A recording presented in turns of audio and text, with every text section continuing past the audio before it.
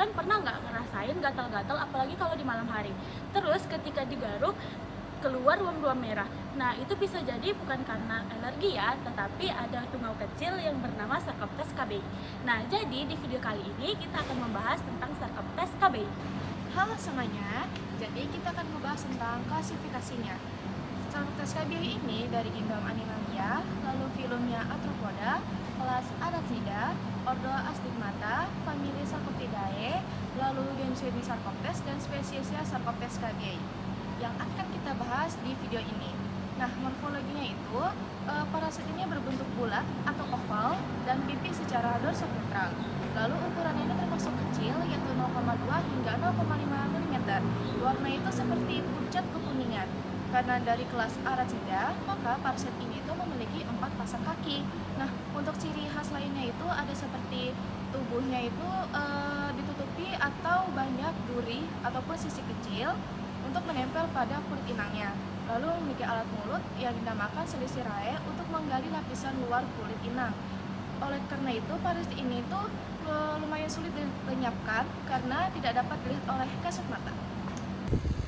Sarcoptes KBI memiliki siklus hidup yang berlangsung pada inangnya. Pada betina dewasa, ia akan menggali terowongan di kulit dan menghasilkan telur, biasanya 40-50 butir selama hidupnya. Yang pertama, telur akan menetas selama 3-5 hari dan menghasilkan larva dan memiliki 6 kaki. Yang kedua, telur akan mengalami dua fase limfa. Yang pertama protolimfa dan fitolimfa, dan menghasilkan larva dewasa dan memiliki 8 kaki.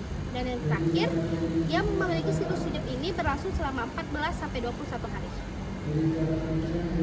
Sarcoptes KBI sendiri memiliki beberapa varietas yang dapat menginfeksi inangnya masing-masing.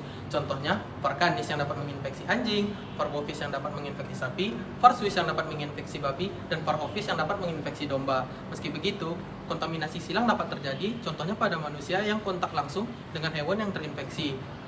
Namun, infeksinya tidak berlangsung lama dikarenakan kulit manusia tidak cocok dengan parasit tersebut.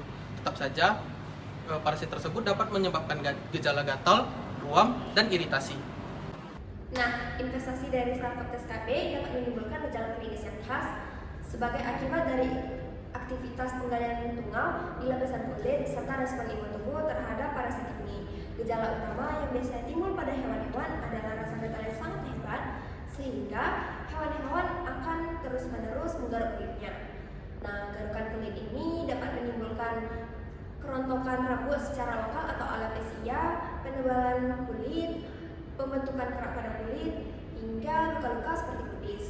Dampak dari investasi Sarcoptes KBI ini cukup serius apabila tidak ditangani secara cepat.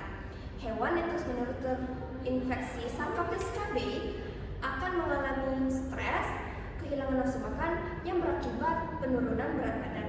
Selain itu, investasi dari parasit ini juga dapat menimbulkan infeksi sekunder yang disebabkan oleh bakteri dan jamur.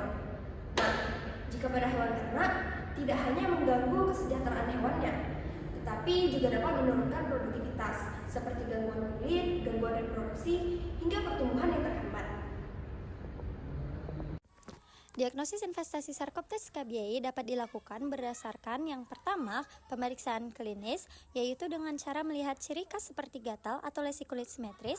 Lalu yang kedua, dengan cara deep skin scraping atau kerokan kulit dalam, yaitu dengan cara menggoreskan kulit hingga berdarah, lalu sampelnya diperiksa di bawah mikroskop untuk mencari tungau atau telurnya.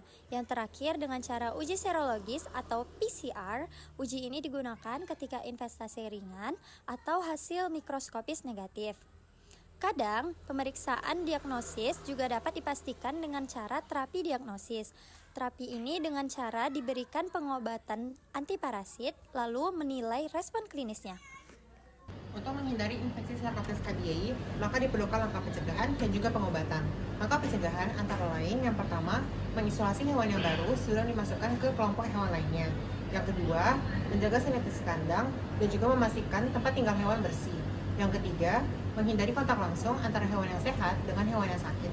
Nah, penting juga untuk mengedukasi pemilik hewan untuk mengetahui ciri-ciri hewan terkena Sarcoptes KBI untuk memastikan tidak terjadi infeksi yang lebih parah. Nah, jika sudah terinfeksi oleh Sarcoptes KBI, maka diperlukan langkah pengobatan. Berupa yang pertama, dapat diberikan obat ivermectin yang bersifat per oral atau juga injeksi.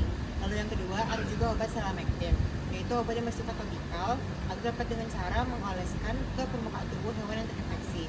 Lalu yang ketiga, ada obat amikras, yaitu disemprotkan ke permukaan tubuh hewan yang terinfeksi. Nah, dapat juga berupa obat antibiotik jika diperlukan pengobatan sekunder untuk menenangkan kulit.